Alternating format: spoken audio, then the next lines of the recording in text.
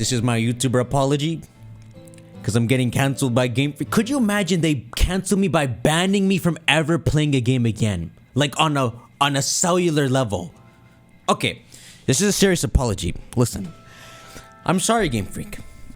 I've done a lot of wrong. I made fun of y'all, but you know, there's a reason to this apology, right? Because if there's something that happens on the internet, people hear an opinion, they say, this is my opinion. So what's missing a lot is some positivity. Legit positivity, not some lies. For people to be like, this is my opinion. That's what I'm here to tell you, but I'm gonna be realistic about everything here, alright? My main issues, if you think about Scarlet and Violet, the issues that come to mind are low FPS, glitches, overall doesn't look as good. That stuff never really bothered me. What bothered me is something very simple. That Game Freak was incompetent, they didn't know how to write a meaningful story, they did the borderline, and they didn't know what their Pokemon fans wanted. And this is true for a lot of the most recent games. But it's not true for Scarlet and Violet. I don't think it's true at all. So I'm sorry. By the way, I beat the Indigo disc, but I beat it like freaking half a day ago. So I made sure to let myself cool down or else I'd be screaming. Now before we even touch on the DLC, Scarlet and Violet from the start, something incredible was going on here. They were going for something meaningful. The moment it opened up and we had this treasure hunt theme, Team Star says their friends are each other's treasure. You had that crazy ending with Sada and Toro, a whole time themed game. Y'all, they were going for something meaningful from the start. That whole second DLC was literally 10 out of 10. Kieran's character was incredible. Briar's was great. That ending, man. Going back down to Area Zero, having this uncertain, evil Kieran traveling with you, leading to the ending where Kieran gives that speech that, sucker, you get everything. I just want one thing, and he tries to pull the treasure, which, the treasure theme, the ultimate treasure. Terrapagos wasn't this chaotic Pokemon trying to steal life force from pollens or anything. It was literally a piece of treasure. That's the style they went with this game. It was so clever. Y'all, he pulls that out, and Briar's a G, dude. She's so sociopathic. She's actually there telling him how to do it. And as he finally gets Terrapagos, even Terrapagos starts walking towards you. That is so good. Then he whips out the Master Ball. He catches it. Then this cool idea that if you terrestrialize Terrapagos in Area Zero, it's like a bomb. You're never supposed to do it. It was such, and then at the very end, the evil rival, he finally wakes up. And he helps you fight the Terrapagos at the end, man. We save him. And the whole style of deading his eyes until the very moment he cries and wakes up. Listen, this game was 10 out of 10, man. So listen, freaking insane game Pokemon.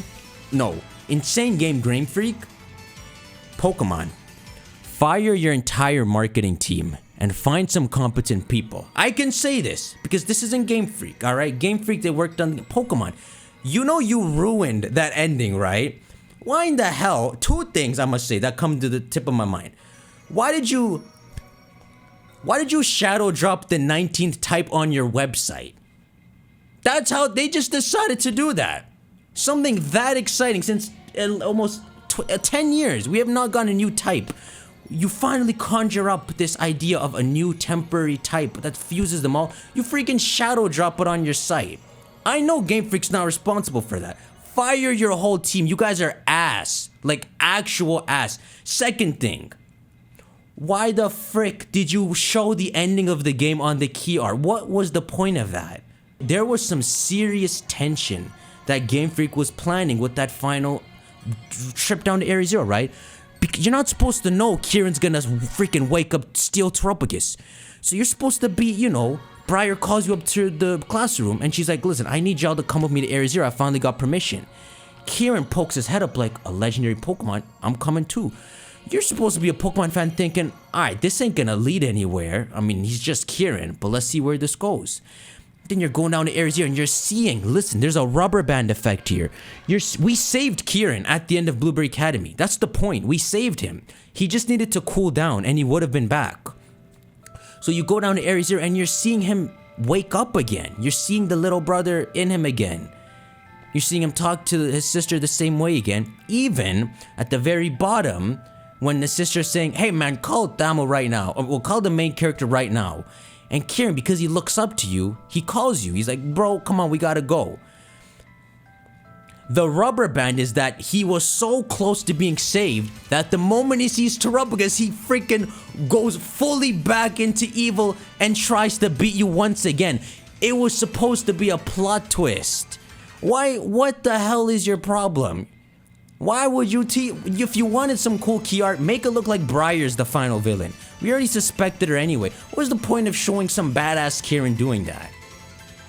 Y'all, there was tension down there because you don't know what they're setting up with Kieran. It was supposed to be really tense. This entire hype season on their marketing team's side, pure dookie. This freaking Chinese Riddler who's making weird Centro joke, he carried the whole freaking...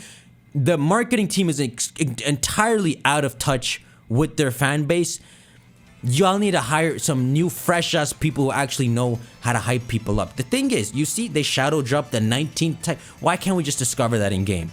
You know, people would be peeing their pants on live streams. What, a 19th type? What? They combined it. You shadow dropped that they combined the 19th type. You know what I'm saying. The reason they shadow dropped the 19th type is because they're so ass at marketing that they just wanted like YouTubers and Cerebi to cover their shadow drop. That's how bad they are.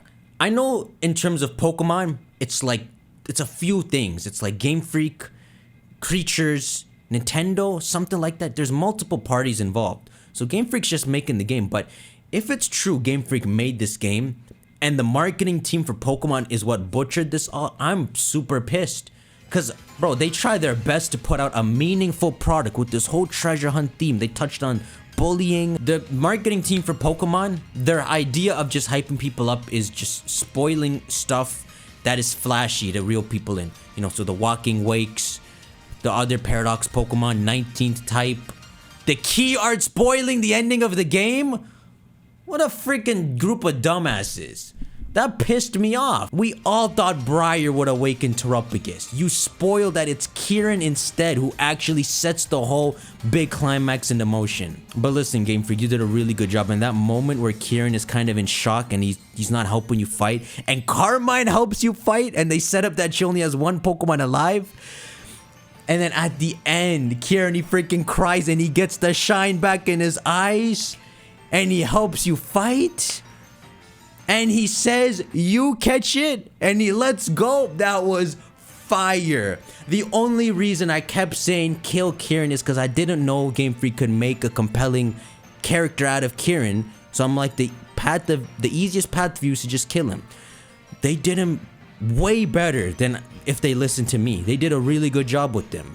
They did a good job with Briar and everything. So listen, I want to say I'm really sorry, Game Freak. Not that you're going to see this, but for the people who just steal opinions, I'm not calling y'all. I'm just saying. I'm trying to give y'all the actual positivity in this situation. Because check it out. The equivalent to the DLC that we just played was the Crown Tundra. Look at the climax of the Crown Tundra. Calyrex on the horse. We were excited for that. You may not remember we were excited. We were excited for that. That's all they had to deliver. But instead, Game Freak thought, hey, we're gonna up the stakes and extend the story. We're gonna make a second climax. So you have two endings to the game. You have the Sada Toro crap and something that hits just this. They didn't have to do any of that crap. We could have just gotten a side story, Isle of Armor, no shame to Sword and Shield, if that was your favorite game, and then just an extended post game that was the Crown Tundra. That's what we were supposed to get. You know why? Sword and Shield sold insane amounts, which was proof to Game Freak that's all they had to do. So I have to say sorry. This is my YouTuber apology for being cancelled by Molecular Game Freak, and fire your whole marketing team.